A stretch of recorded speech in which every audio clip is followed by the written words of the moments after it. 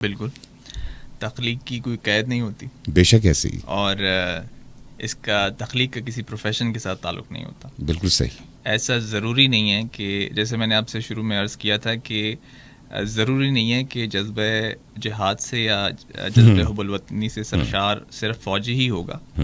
ایک سویلین انسان جو اپنی ڈومین میں as a doctor, as an engineer, as an architect کام کر رہا ہے، وہ بھی ہو سکتا ہے کہ اتنا ہی حب الوطنی کے جذبے سے سرشار ہو جتنا ایک فوجی ہوتا ہے. اسی طرح بالکل صحیح.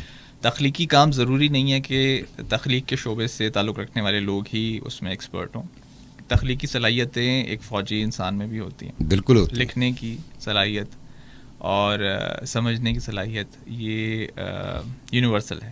اس کو میرے خیال میں کسی اسپیسیفک شعبے کے ساتھ جوڑا نہیں جا سکتا.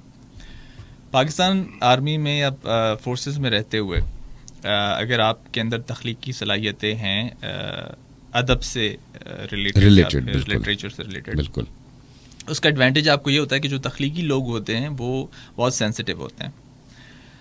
اور جو فورسز ہیں اس میں مین مینجمنٹ، ہیومن ریسورس مینجمنٹ، یہ بہت امپورٹنٹ ایک ایلیمنٹ ہوتا ہے. کیا بات. تو آپ تب تک ایک اچھے ہیومن ریسورس مینیجر نہیں ہو سکتے، بالکل صحیح، جب تک کہ آپ لوگوں کی نفسیات کو سمجھتے ہیں. بالکل صحیح.